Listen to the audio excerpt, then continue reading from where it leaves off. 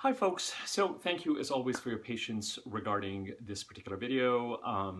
I am not in my current home environment. I'm actually doing a play somewhere, so by next week I should start to have a little bit more availability to do, once the sort of rehearsal process is over, should have more availability to do more videos and in a more timely fashion. So I appreciate your bearing with me. I'm sort of in the provided room and I can see the background, whatever. I'm realizing there's a trash can here. Hold on.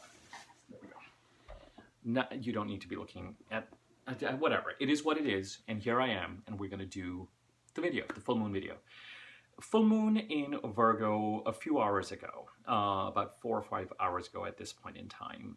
The same rules for full moon continue to apply. They happen every 28 days.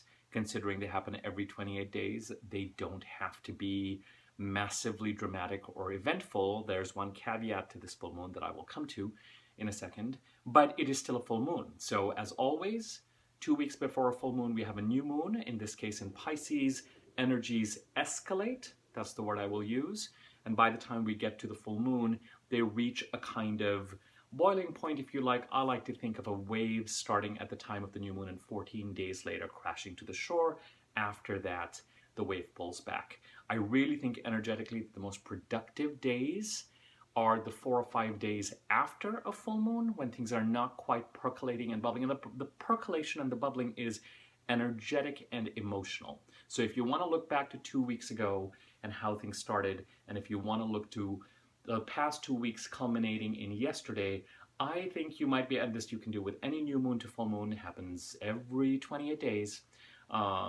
There's this energetic, intuitive, emotional, I like to think of it as a pot of milk coming to a boil. Now, a full moon happens when, from the perspective of us on Earth, the sun is opposite the moon, and so the disk of the moon is fully illuminated. The moon, in some traditions, the moon actually stands for us as opposed to the sun, but the moon represents our non-rational side, our sense of contentment, our sense of happiness, if you like. I prefer to use the word contentment, and our intuitive side. Often the moon is compared to the sun, so the sun stands for the more definite masculine. I hesitate to use the word rational. Let's just say is a more male archetypal planet. The sun is. The moon is the female archetype corresponding to that. Intuitive. The energy is more yin, except when she becomes full and the energies come to a boil. So the first thing to think about with this full moon, especially 72 hours, but even more 48 hours heading to the full moon, and for the rest of today, March the 7th, where is it that the pot of milk has come to a boil? Now, if you know where the sign of Virgo is in your chart and what house that occupies and what that house stands for, then you will know where that pot of milk has come to a boil. And that is a very different experience if you have Virgo in your second house as opposed to your 12th house. So if you're a Leo rising, you have Virgo in your second house. If you're a Libra rising, you have Virgo in your 12th house. If you are, anyway, you can, if you are a Pisces rising, you're going to have Virgo in your 7th house. So, depending on where that is, the quality of a pot of milk or a wave crashing to the shore is going to be different based on where it is that the full moon is sitting. In addition, while the full moon in and of itself makes certain aspects to other planets currently, it will also possibly be making aspects to planets in your natal chart. So that will also give you a clue if you have a full moon squaring your sun, for example, if you have a full moon trining your midheaven, if you have a full moon squaring your moon, your natal moon, then that will also give you clues as you, and the full moon can be fluidic, tears, bleeding, an excess of passion and sensuality. It's sort of on a, that whole thing about people being affected by full moons and, wolves howling at the moon, and, the sort of emotional and intuitive body sort of comes to a kind of completeness and an overflow, and things have to be processed. Now, often this can mean tantrums or sort of an emotional overspilling. And if you are throwing a tantrum or you're on the receiving end of one, then it is always worth it to not dismiss it entirely. There's always the act of dealing with someone else's emotional excess, but it is worth it to observe what could be creating and causing that excess, because it is coming from a lunar place. It is reflecting their emotional and intuitive truth. And what people choose to do with that based on what is dependent on each individual situation. Full moons can also bring completions. It's a 28-day thing. It's not an eclipse. Offers, culminations. A process comes to a sort of completion around a full moon, and in a kind of heightened way. Emotions can get heightened. Energies can get heightened. So there we have it. For you to think about over the past 48 to 72 hours, and also for this day, what sort of wave is crashing to the floor, what sort of completion we're actually dealing with, how energies have escalated over the past 2 weeks, particularly on the emotional and intuitive side, and what sort of overwhelm or emotional or intuitive outpouring has occurred around the time of the full moon. Now, and that's true for full moons in general. If you know where the sign of Virgo sits, if you are aware of what aspects this full moon may be making to other planets in your natal chart, then that will give you more of a sense of what to record, what to pay attention to. There are two things about this full moon that are also a little bit more important, a little bit more heightened. There's something very forward-looking about this full moon. And you could say, well, full moons are forward-looking, but no, there's something a little bit more forward-looking about this full moon. So let me explain. First and foremost, every year, as you know, we will have 4 or 5 eclipses. And eclipses are new moons and full moons that are extraordinarily heightened. I'm rereading War and Peace right now. And in old novels, and I've given this analogy before, you have chapters that are contained in books, and those books are contained in a novel. So War and Peace will have book 1 that might have 17 chapters. When you're dealing with eclipses, it's not just a chapter ending. It's something much bigger, more meaningful, more significant, coming to some sort of a close or creating an opening. Now, this particular full moon occurs 2 months before the Scorpio lunar eclipse on May the 5th. And I always find that 2 months before a lunar eclipse, and I would say the week after May the 5th, you can take it as the week before, week after this particular full moon. So last week and this coming week, please pay that kind of earthquakey, ground-shifting energy of something occurring that is part of a continuum that started on October 25th, may even go back to the Scorpio eclipse that occurred earlier in 2022. But let me just remind you, October 25th solar eclipse in Scorpio, 2 months after October 25th, December 25th, week before, week after, March the 5th, week before, week after, and then May the 5th is one complete Scorpio eclipse cycle. October 25th solar eclipse in Scorpio, May the 5th lunar eclipse in Scorpio. And the March the 5th date is going to provide more. Sometimes people can feel the eclipse in this last week to this coming week. So, and if you know where Scorpio is, and these are eclipses of release, releasing an expectation of how things need to be, releasing a pattern or a set of behaviors where you are subconsciously strong and that are no longer serving you, releasing on the Scorpio side of things so that the Taurus eclipses, the last of which occurs in October, you can lean into, right? So North Node eclipses, we lean into, we develop our attention towards those eclipses, we strengthen our skills, we pay attention to, we grow and pour our energy in a grounded way. We feel called upon to develop the North Node side of things. We are asked to recognize that the South Node part of our chart is overdeveloped already, subconsciously keeps pulling us back, but has served its purpose. So there's something there that needs to be released. And it's the eclipses of release that we're talking about. If you know where Scorpio sits in your chart, what house that occupies, and what needs to be released there, some of that is also going to be at work between that last week and this week. And you know, it will be, it will be unmistakable. It doesn't have to be loud, but it will be that sense of, okay, you know, there is something I am trying to put a closure to. There's something that I'm trying to release so that I can actually move forward towards the Taurus side of things. And with eclipses, sometimes it's the Taurus side of things where opportunities or new things come in that demand a release on the Scorpio side of things, or the South Node type of things right now, or sometimes they go hand in hand, okay? The second thing I want to tell you about this full moon is that it is trine Uranus in Taurus. Now, let's do a recap of a set of events that started for us in November, December of 2022.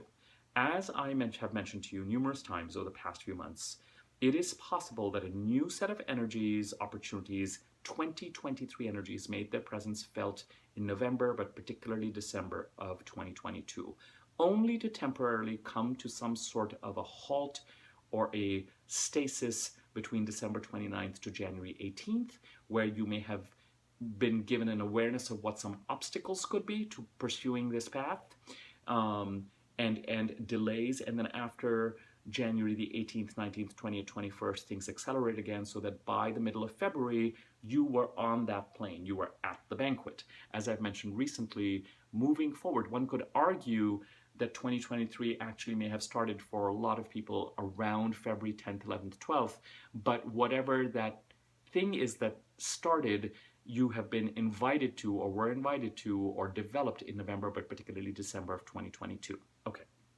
Now, a lot of this activity occurred in the Capricorn part of your chart, and it supported the Taurus part of your chart, where the North Node is transiting right now, and where the final eclipse will occur in October of this year.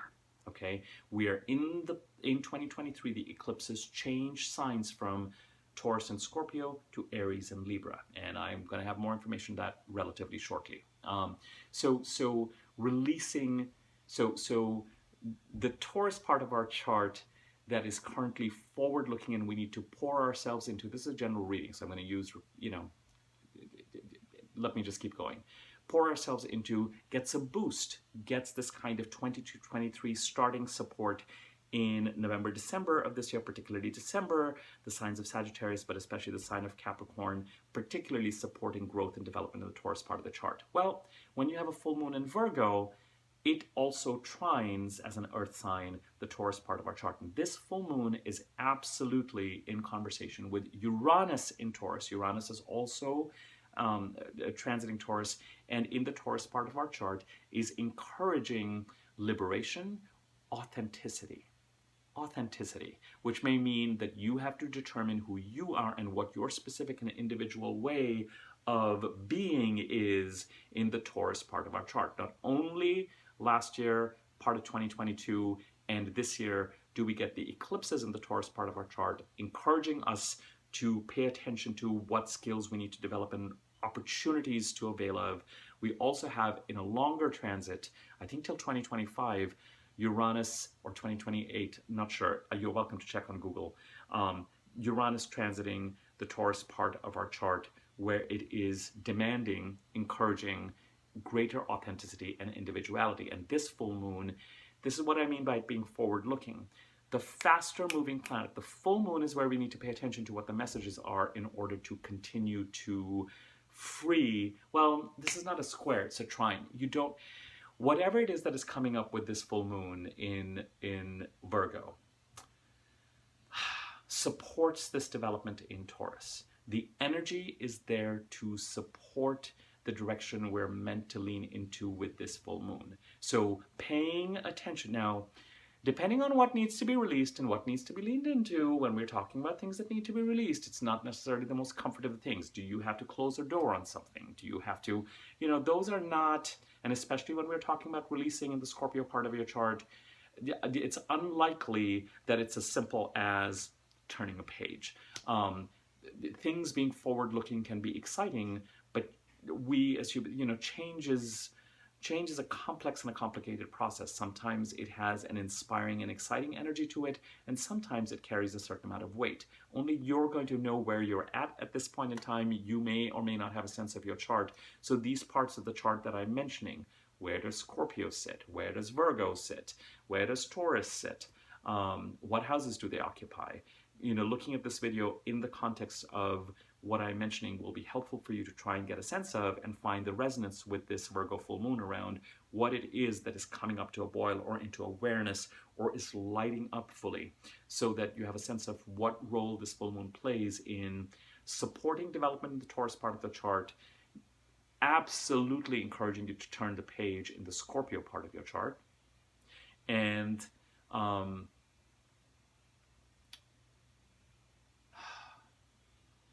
there are two more aspects that this full moon encodes. These are not aspects that are full moon itself.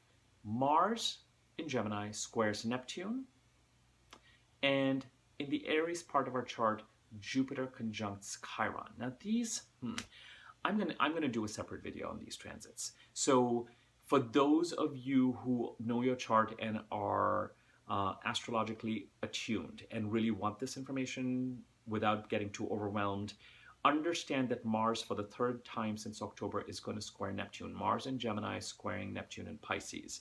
If you have a relationship with what these transits mean to you, know that this full moon may also bring some awareness of this. And more excitingly to me, Jupiter conjuncting Chiron in Aries, shortly on the heels last week of Venus conjuncting Jupiter. So the Aries part of our chart, you know, it's interesting. We have new moons and full moons and eclipses, but every now and then there's a concentration of energy in some part of the chart that, for lack of a better word, eclipses, and that is the right word to some extent for what I'm about to say, other transits. So all the transits in Capricorn were so much more energetically strengthened or stronger than, say, the transits in Aquarius and Pisces. And now, as planets, Venus has moved into Aries. She's already conjuncted Jupiter last week. Jupiter will conjunct Chiron this week. Around the 20th of March, the sun will move into Aries. We'll have a new moon in Aries. A month later, we're going to have a solar eclipse in Aries. The Aries part of our chart is going to become more and more energized. And what happens there is going to start to demand a greater attention than just kind of normal standard transits that are happening all the time. So for those of you, I'm not going to go into a lot of interpretation of these transits just now, partly because they happen, they really come to conclusion or completion next week. But the healing, there is a narrative though. Ultimately, there continues to be a narrative. This idea of releasing in the Scorpio part of your chart and leaning into the Taurus part of your chart. And this full moon in Virgo, and where Virgo is, and what Virgo stands for in your chart, is the most important thing to take note of with this full moon. But understand that this full moon is supporting that development in Taurus, and these transits that I'm mentioning, Mars square Neptune and the Jupiter-Chiron conjunction, are absolutely in conversation with this Scorpio release. And I will have more information on that in future videos. So, full moon, energetic, bubbling over. Where does Virgo sit in your chart? If you do not know your chart, just, I would say the least that you could do is just pay attention to, either in yourself or other people around you, where have things, are they coming to a completion? Where have there been tempers flaring, or where has there been sort of emotional or energetic excess?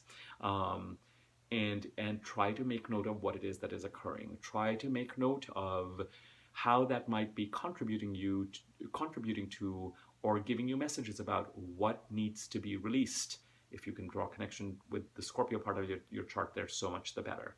And understand that there's something about this full moon that is absolutely forward-looking and is very much part of this narrative that's been building since November, but particularly December of 2022, where 2023 might have started for everybody around February 12th, 13th, and there's something about what happens at around the time of the full moon that contributes to moving forward in that direction.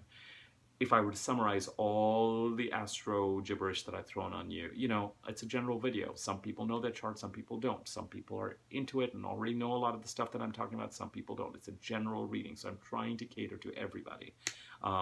And depending on what you're interested in, what you know, you'll take from this what you feel is relevant. I'm going to leave it at this for now. Bottom line, either on time full moon, always try and pay attention to what is either trying to come to a culmination, or where there's a sense of overwhelm, or what is trying to be expressed.